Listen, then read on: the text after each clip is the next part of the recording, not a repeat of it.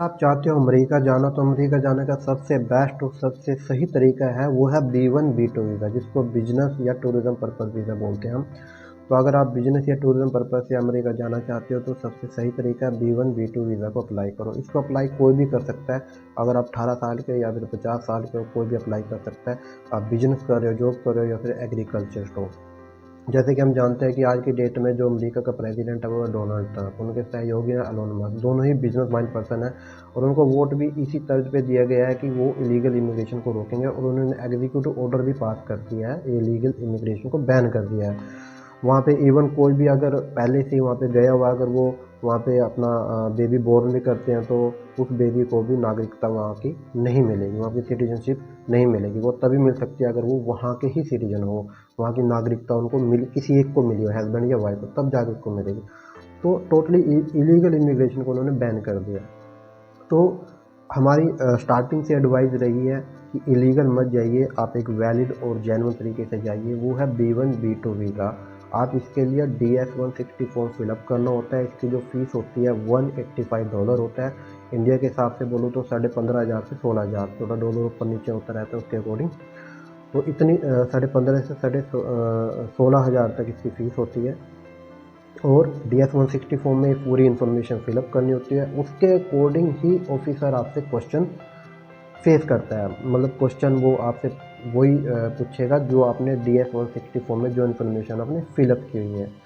आपको सिर्फ ये शो कराना होता है ऑफिसर को कि आप एक जेन्युइन ट्रैवलर हो, आप अपने होम कंट्री के अंदर वेल सेटल हो, चाहे आप बिजनेस कर रहे हो या फिर जॉब कर रहे हो, जो भी आपको प्रोफेशन है, आप वेल सेटल आपको शो करना होता है। अगर आप ये चीज़ सेटिस्फाई आप ऑफिसर को करा देते हो तो आपको वीज़ा साथ के साथ दिया जाता है, यानी आपको वो पासपोर्ट रख लेते हैं, मीन्स आपको वीज़ा मिल गया।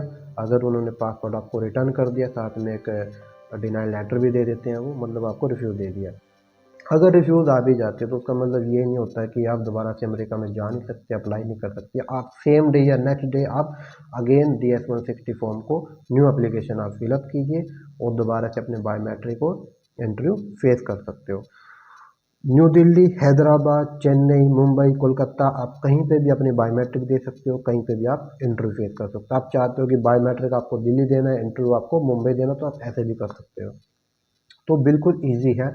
इसके अंदर जो क्वेश्चन मेनली पूछे जाते हैं वो आपको DS-160 फॉर्म के अंदर जो इन्फॉर्मेशन होती है, यानी आपकी पर्सनल इन्फॉर्मेशन, आपकी क्वालिफिकेशन, या आप किस डेट पे जा रहे हो, कब वहाँ से वापस आओगे, आप क्यों जा रहे हो, ये क्वेश्चन होते हैं सिर्फ उनके।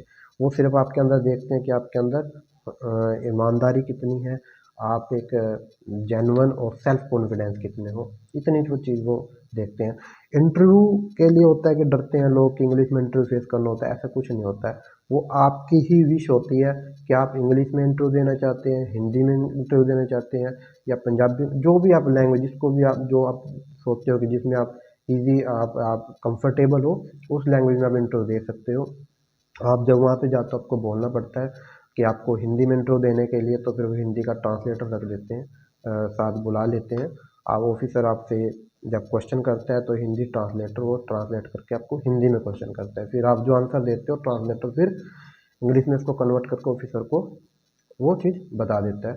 तो उस बेस पे आपको फिर जो वीज़ा दिया जाता है, रिजल्ट साथ के साथ हो जाता है। रही बात जो डेट की, जो बायोमेट्रिक या फिर इंटरव्यू की डेट होती है, तो 4 टाइम्स होते हैं आपके पास कि आप रीशेड्यूल कर सकते हो अपने डेट एंड टाइम। जब फर्स्ट टाइम आप रेगुलर डेट उठाओगे, मे बी हो सकता है वो 2026 की मिले, उसके बाद 4 टाइम आप उसको रीशेड्यूल कर सकते हो। थोड़ी सी मेहनत लगती है तो आराम से कर सकते हो। चार्जेस की अगर बात करूँ तो आप हमसे अगर अप्लाई करवाना चाहते हो तो हमसे भी करवा सकते हैं। हम पूरी प्रोफाइल आपकी बनाएंगे, आपका DS-160 फॉर्म फिलअप करेंगे, आपकी डेट उठाएंगे।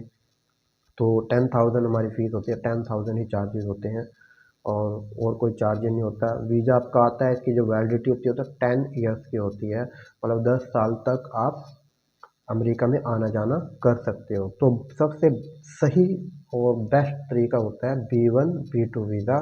अगर आप जॉब कर रहे हो या आप बिजनेस कर रहे हो, एग्रीकल्चर, तो जो भी प्रोफेशन है आपका, कोई भी इंटरव्यू दे सकता है, कोई भी अप्लाई कर सकता है। तो इलीगल इमिग्रेशन की बजाय आप एक लीगल वे इसको एक्सेप्ट करें, और अमेरिका विज़िट करना चाहते हैं तो विज़िट कराओ। वहाँ पे जो भी आपको जैसा भी आपका हिसाब किताब है